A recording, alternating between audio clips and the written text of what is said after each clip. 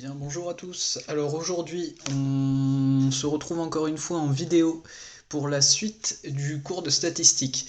Donc cette fois, on passe au grand 2 de la leçon, qui va consister en fait à représenter nos séries statistiques sous forme de diagrammes. Alors comme vous le voyez à l'écran, là il y a deux diagrammes. Je vais vous expliquer comment eux fonctionnent.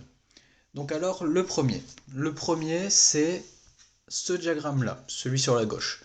C'est le diagramme qu'on appelle diagramme en barre.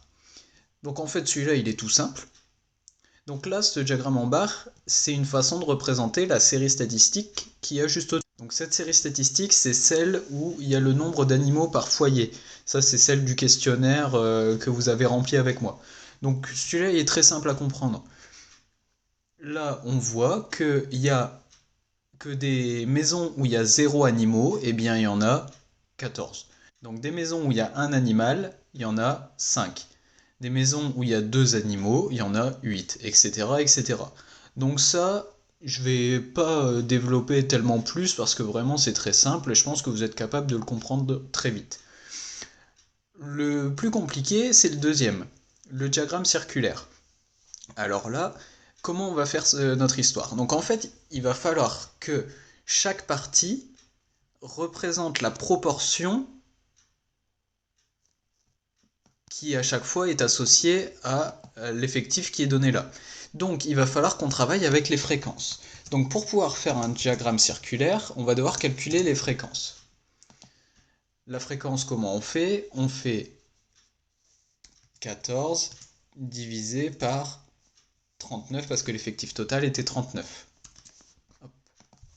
Et on obtenait à peu près 0,35 et des brouettes.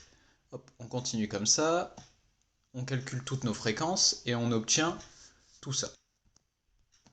Voilà, donc là on a nos pourcentages. Maintenant, donc on va regarder le total de ces pourcentages. Normalement, le total, ça devrait faire 100%, puisque si on prend toutes les informations et qu'on les ajoute, la somme fait 30%. Donc on voit bien que la somme ici fait pile 100%. Donc alors, maintenant, comment on va faire notre histoire? Il faut que, là, on va, donc là, on va regarder quel angle va devoir représenter chaque partie. On sait que le cercle au total, il va faire 360 degrés.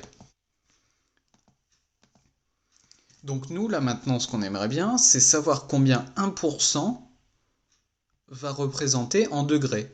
Et bah pour ça, on a juste à multiplier par 3,6. Donc pour aller de la ligne fréquence à la ligne degré, on va devoir tout multiplier par 3,6. Donc est égal à cette case-là fois 3,6. Et je dois multiplier par 100. Voilà. Et donc ça nous donne 129 degrés. On fait la même chose pour toutes les autres cases. Et on obtient donc nos angles qu'on va devoir utiliser pour tracer ici notre diagramme.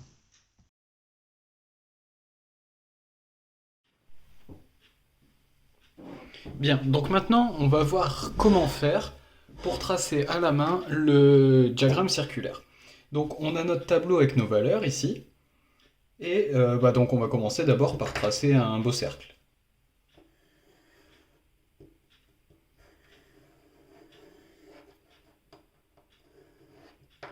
Voilà notre cercle. Donc on repère bien le centre, et on trace un rayon de ce cercle. Donc voilà, je me trace un rayon. Et puis après, on va tout simplement mesurer les angles qu'il y a dans ce tableau-là, et créer cet angle-là comme ça. Donc là, le premier que je dois faire 129 degrés. Donc je place mon rapporteur. Je viens lire 129 degrés ici. Paf. Et je trace. Et donc je sais que cette partie représente la partie des gens qui n'ont pas d'animaux. Ensuite, donc 46 degrés. Donc je place mon rapporteur plus ici, mais maintenant ici. Je viens mesurer 46 degrés.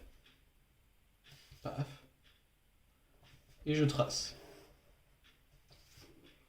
Je continue. Donc là, c'est un animal. Là, je continue 74 degrés. Donc je pars maintenant de ce segment. Hop, 74, c'est ici. Voilà. Je trace.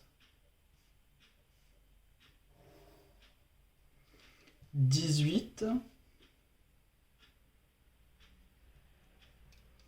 Donc 18, ça vient ici.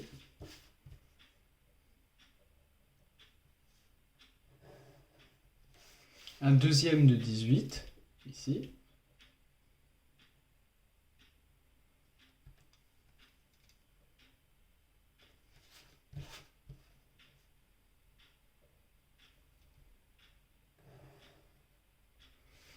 Ensuite, donc, alors je mets les numéros 2, 3, 4 animaux.